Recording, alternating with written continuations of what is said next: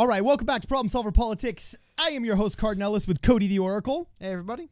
And we got a really interesting voicemail here that we're going to play for y'all. Cody, can you hit it? I can't. 1 second. Sorry. Yeah. That never turned on. Anyway, here we go. Hi, Cardin and Cody.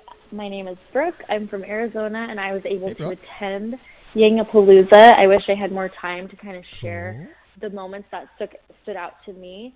But to keep this, short and concise, I wanted to ask, from your experience, from your perspective, what can we do to poll higher in Iowa? Because if there is one thing that I've learned about the Yang Gang is that if there's a goal, we will hit it. So I look forward to hearing your answer. Bye.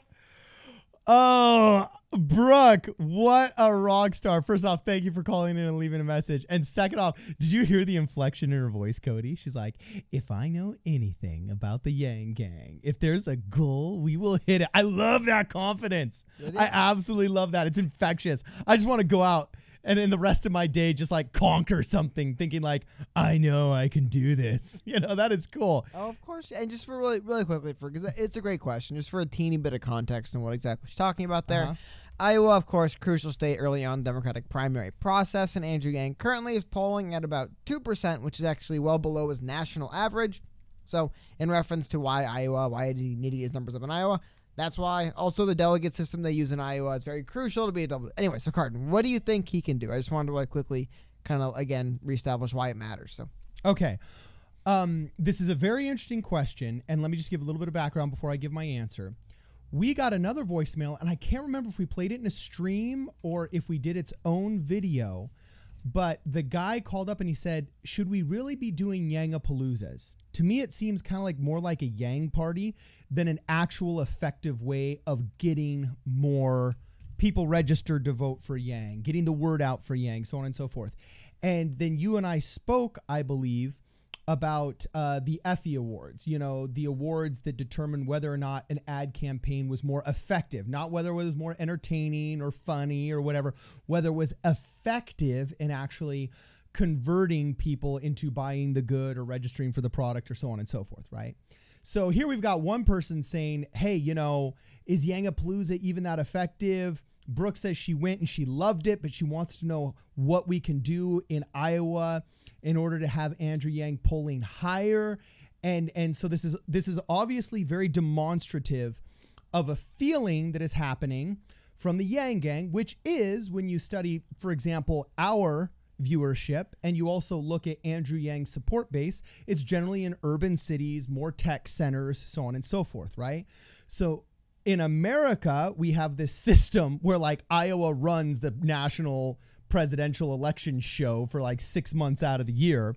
And as Andrew Yang said in Iowa himself, when I look out and I see one Iowan, I see 1,000 Californians, because one Iowan is worth like 1,000 Californian votes, right?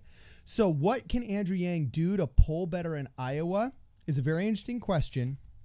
And it's things that he's not naturally good at, but I think could easily be good at due to his personality and temperament. He has excelled online. He's excelled with the young crowd. He's excelled with the internet culture, but he hasn't made a lot of headway in the African-American vote. And you guys need to watch our video about how Andrew Yang can win more of the African-American vote.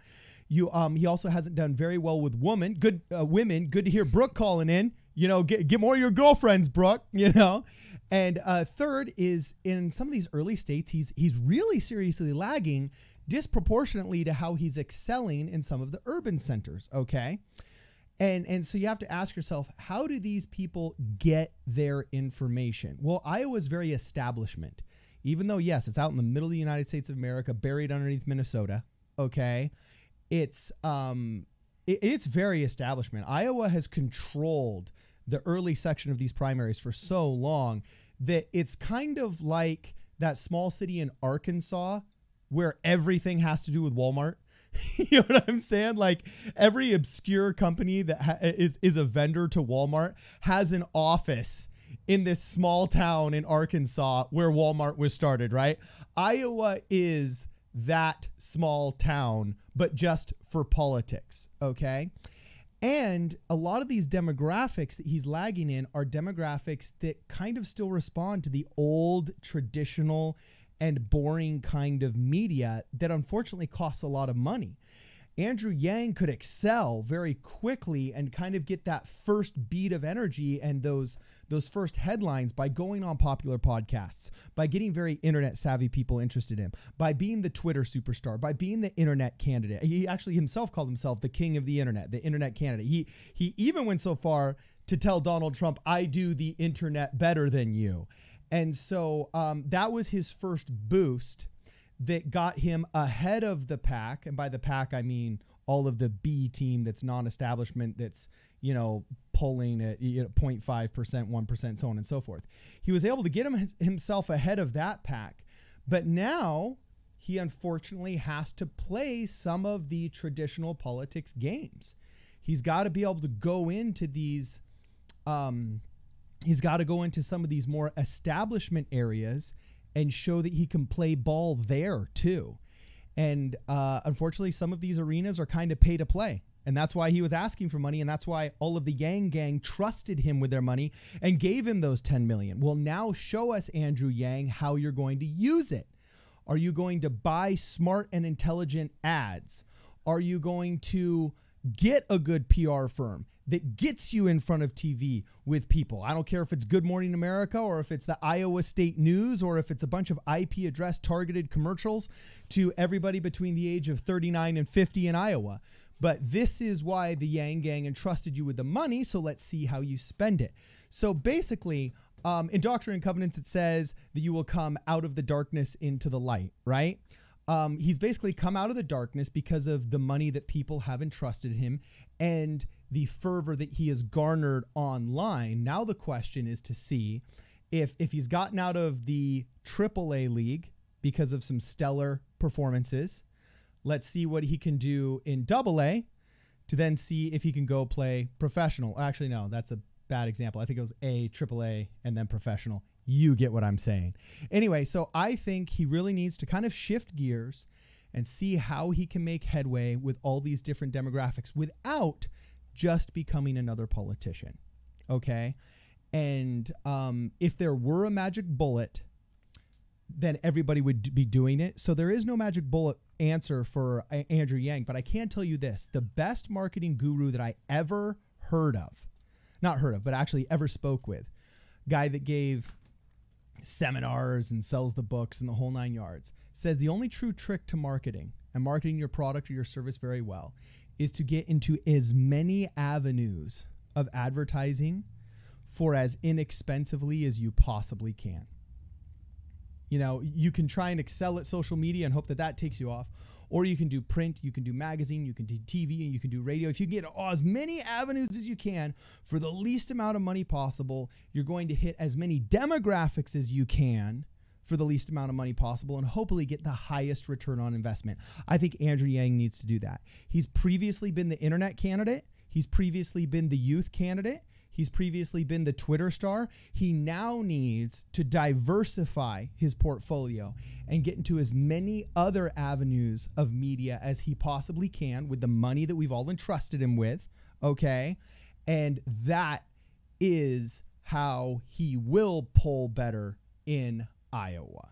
And so that's basically going to be the true test of the next 6 weeks, is to see how he converts that money into establishment votes. And it's a pretty big challenge, but I mean, if somebody's up to it, I think it's Andrew Yang. Where do I go wrong, Cody? Where do I veer left, right, nor center? Nothing really comes up. I just also want to note that recently in an interview, Andrew Yang referenced saying that they're going to be greatly increasing the funding. He had a nice quote. He would pull a quote up. The quote is, "We've been doing everything on a shoestring this whole time. We're about to pour gas on a fire, which is the Yang gang." So to go back what the caller said, Andrew Yang echoes similar sentiments. So it looks like a lot of the stuff you talked about, they are going to be stepping up in the state. All right. Awesome. So anyway, thank you very much, Brooke, for the voicemail. Call back in. We love your questions. They are profound and relevant. If you guys want to give us a voicemail, make sure you call us at 1-833-PSP-RADIO or join us. Usually we stream on Tuesdays and Thursdays. Tonight we will not be streaming, but on Thursday we will. This is Problem Solver Politics. We'll see you guys in the next video.